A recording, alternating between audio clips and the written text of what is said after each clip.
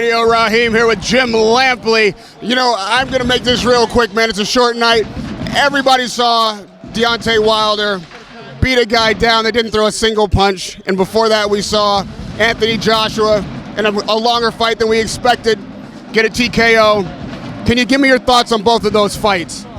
Well, I think that Stavern obviously wasn't interested or wasn't involved, and he didn't show up, and so that was just a workout for Wilder.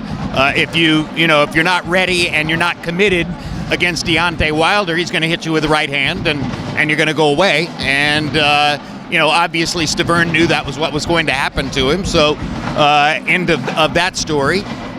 Joshua, I think that Joshua was faced with a situation where Takam just wanted to survive and was making it difficult for Anthony to knock him out. Anthony took his time, got the job done.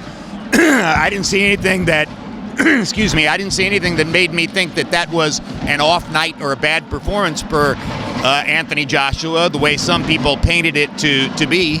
At the end of the day, neither of them really got to prove anything. So moving forward, it's still the same general equation. I think that Anthony is the better all-around boxer, probably has a larger toolbox of skills than Deontay Wilder, and anybody who fights Deontay Wilder is faced with one single objective, which is don't get hit with the right hand. You've set yourself out as something of the vanguard of the brand of boxing, the personality that it takes on, and the heavyweight champion tends to be the person that embodies what the sport people. When you look at Anthony Joshua and you look at Deontay Wilder, they're vastly different personalities and the way they approach the media and the fans.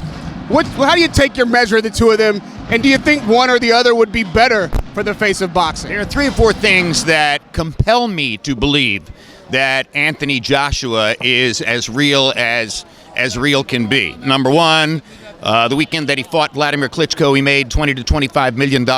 He was still living in his mother's tenement apartment in North London. That amazes me. Number 2, the way he stepped into the ring with 90,000 people at Wembley Stadium and turned and looked outward out of the ring and surveyed the crowd as if to say, look what I've done. The presence of that at 27 years old is just extraordinary. He has a big mind. He's a big personality.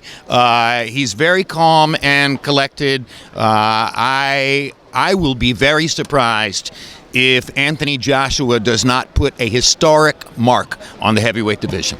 And lastly, Jim, if you were the promoter to make this decision, does that fight need to happen next, or do they need to take a build-up fight before? When does Joshua Wilder need to happen? I don't think the world knows enough yet. I think that the general sports world outside of the boxing cult needs to learn a little bit more about Joshua and Wilder. Not a long marination, not another 2 years or something like that, but I'm not sure that it should be the next fight for each one. I hear a lot of people talking about it now. I want to hear general sports people talking about it before it takes place. It's a heavyweight championship fight. That should be the setting.